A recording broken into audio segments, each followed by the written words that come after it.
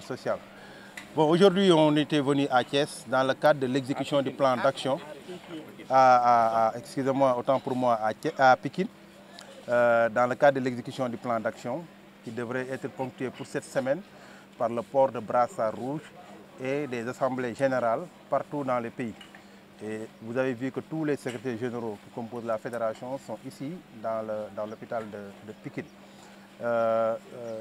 Pourquoi aujourd'hui on continue encore à nous battre? C'est parce qu'on avait signé un protocole d'accord avec un gouvernement. Dans lequel protocole d'accord, on attendait l'exécution ou la matérialisation de ce qui avait été conclu, en tout cas pour la signature aussi bien de l'État que nous en tant qu'organisation syndicale. Mais au regret, nous regrettons de le dire, nous avons constaté que cela n'a pas été respecté. La première des choses, ça concernait les fonctionnaires. Et pour les fonctionnaires, nous avons constaté qu'il n'y a qu'une seule partie qui est payée. Il y a presque plus de 4 000 à 5 000 agents qui ne sont pas payés et qui sont dans nos structures qui travaillent. C'est valable aussi pour le personnel contractuel des hôpitaux qui est dans un service public qui n'est pas encore payé. C'est valable aussi pour ceux qui travaillent au niveau des collectivités territoriales. Il y a aussi les travailleurs de l'université. On a constaté aussi qu'on ne nous a pas encore dit quelque chose de clair en ce qui concerne le personnel communautaire, qui constitue pratiquement les 3/5 du système socio-sanitaire. Et aujourd'hui, sinon, on a atteint des indicateurs sanitaires qui sont bons, c'est grâce à ces mêmes personnes.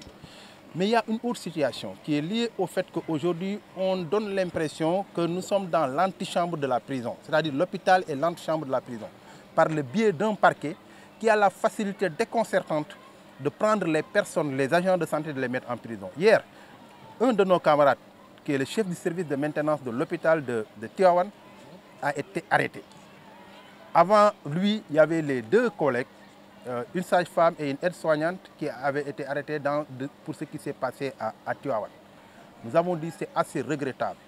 Aujourd'hui, ce qui a amené le feu est lié à des installations qui n'ont pas répondu aux normes. Et les enquêtes ont révélé, sur la base d'un rapport déposé par une structure qui est accréditée, avec 12 anomalies qui ont été constatées. Vous n'avez pas entendu une seule fois pour qu'on vous dise qui a donné ce marché, à qui on a donné ce marché, quelles sont les personnes qui ont gagné ce marché et pourquoi on en est arrivé là. Mais on ne prend que les agents de santé, comme si les agents de santé étaient des sapeurs-pompiers, comme si les agents de santé étaient des électriciens, comme si les agents de santé étaient des sapeurs-pompiers. Alors, dans tout cela, il n'y en a pas. C'est pour cette raison que nous avons décidé et nous avons déterminé. D'ailleurs même, avec le camarade qui vient d'être arrêté, on a discuté tout de suite avec le coordonnateur Jomane et leur syndicat, parce qu'il fait partie du Sintras, vont prendre un avocat, en tout cas, pour le défendre. Et nous aussi, au niveau de la fédération, nous allons l'accompagner dans ce combat-là. Parce que nous l'accompagnons déjà, c'est ce qu'on est en train de faire. Parce que la grève et la mobilisation est liée au fait qu'on doit libérer tous nos camarades. Parce que nous considérons qu'ils n'ont absolument rien fait. Et il est impératif que ce combat-là, qu'on puisse le mener pour l'intérêt des travailleurs. Parce qu'on considère que maintenant, c'est devenu trop facile. Vous avez entendu hier une soi-disant dame qui se permet de savoir comment on doit placer du sérum glucosé ou du sérum salé. Mais c'est qui cette personne pour savoir à quel taux la dame était en matière d'hypoglycémie ou d'hyperglycémie? C'est d'une extrême gravité. Ça veut dire que c'est la façon dont on est en train de gérer les choses. Maintenant, celui qui entre dans un hôpital, il a un décès, immédiatement il sort, il dit que c'est l'agent de santé qui l'a tué. Où est-ce qu'on va aller si ça continue comme ça? Face à cette situation, vous êtes tout... Regardez cet hôpital comme l'hôpital de Pikine. Comment vous pouvez concevoir?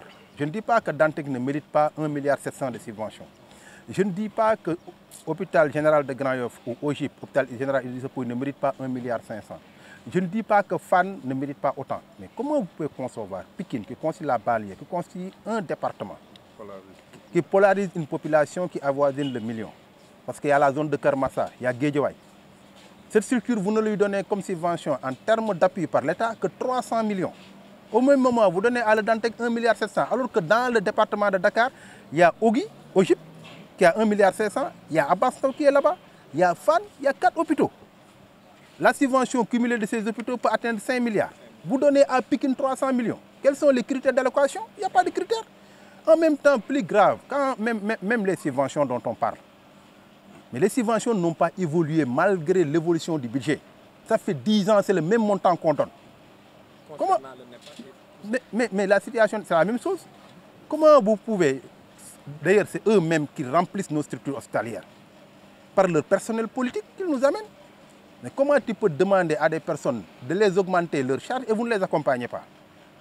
C'est pour ces raisons qu'il arrive parfois, quand l'effectif augmente et que le montant qui est donné pour payer des personnes n'est pas en adéquation, il y a d'autres personnes qui ne vont pas être payées. Et pour que cela puisse être fait, il faut impérativement qu'on accompagne dans le cadre de la subvention. Et c'est là il faut que la subvention soit une subvention en adéquation avec les charges des structures. Et c'est pour ces raisons que nous avons toujours plaidé pour ce qu'on appelle les subventions d'équilibre. La subvention d'équilibre, c'est quoi? C'est l'État qui te dit, bon, les sujets âgés de 60 ans ne payent pas. Les enfants de 0 à 5 ans ne payent pas. C'est l'État qui fait les imputations budgétaires. Donc c'est l'État qui affecte des agents ici. C'est l'État qui a augmenté les charges. Mais quand vous augmentez mes charges, vous devrez me donner. C'est comme quelqu'un qui vient chez vous, qui vous dit, je vous amène mes enfants, gardez-moi mes enfants parce que je dois voyager. Il ne vous donne pas de quoi nourrir vos enfants. Vous créez des problèmes. Vous nous augmentez des charges et vous n'augmentez pas la subvention. C'est ce que l'État est en train de faire. En même temps, il y a la situation de l'hôpital de Dantec. Aujourd'hui, vous pouvez concevoir un État qui se respecte, qui dit que j'ai un budget de presque 200 et quelques milliards, qui dit que j'ai un budget de 5 000 milliards. Mais pour construire l'hôpital de Dantec, je suis obligé de vendre une partie de cet hôpital. C'est parce qu'il y a des arnaqueurs, il y a des dealers, il y a des gens d'une extrême gravité qui sont derrière, parce qu'ils ont besoin du site. Ce projet ne date pas d'aujourd'hui, c'était depuis le temps du président Abdoulaye Wade. Mais vous savez, ici au Sénégal, on n'a pas un groupe, c'est-à-dire ceux qui étaient là au temps de Wade, ce sont ces mêmes groupes de lobby qui ont changé de tunique, qui avaient accompagné le président Diouf, qui continuent à accompagner le président Wade, qui ont accompagné le président Wade et qui continuent à accompagner. C'est les mêmes qui avaient concocté le projet de Kawsara avec le stade Assane Diouf. Mais vous pensez, quand on est ambitieux, on dit un hôpital qui est déjà petit, comparé à l'hôpital Fann, qui a des problèmes d'espace, vous dites que je vends les 3 hectares. Pour construire quoi? Des hôtels. 30 milliards. Pour réfectionner le building administratif, ils ont dépensé combien? Plus de 30 milliards. Ils n'ont qu'à vendre le building pour construire l'hôpital. Et puis, il faut être ambitieux dans la vie. Dans 10 ans ou 15 ans, le nombre de malades va augmenter. L'hôpital aura besoin d'extension parce que la science, ça se développe. On a besoin de cet espace pour pouvoir développer la médecine. Et puis l'hôpital de Dantec, non seulement, ce n'est pas uniquement pour soigner les malades, mais c'est un centre de formation, le plus grand centre. Parce que tous les universitaires sont là-bas. On fait de la recherche et de la formation. On n'a pas besoin d'avoir des cadres exécutifs. Il faut que cela complète la règle. C'est quoi le plan d'action? Le plan d'action, on l'a commencé pour cette semaine. Vous nous avez vu, on a porté des brassards rouges pour toute la semaine. On est en train de soutenir nos camarades. On va organiser une grève générale à partir du mercredi 22, jeudi 23 et vendredi 24. Le 29, il y aura une grande marche pour la régularisation de la situation des prestataires dans nos hôpitaux. Pour les contractuels du ministère, que ce soit Ismeya, que ce soit Cobra, que ce soit JICA. Les agents de santé communautaire. Vous savez, vous allez dans un poste de santé, vous pouvez trouver 5 à 6 agents. Mais peut-être il y a un seul agent qui a le statut, ou 2, c'est l'infirmier chef de poste, c'est la sage-femme. Alors que pour atteindre les objectifs, on a besoin d'un ambulancier qui n'est pas régularisé. On a besoin d'un dépositaire de pharmacie qui est là. On a besoin d'une matrone et qui sont là et qui se décarcassent du matin au soir. Il faut qu'on trouve un statut et une situation pour ces personnes-là.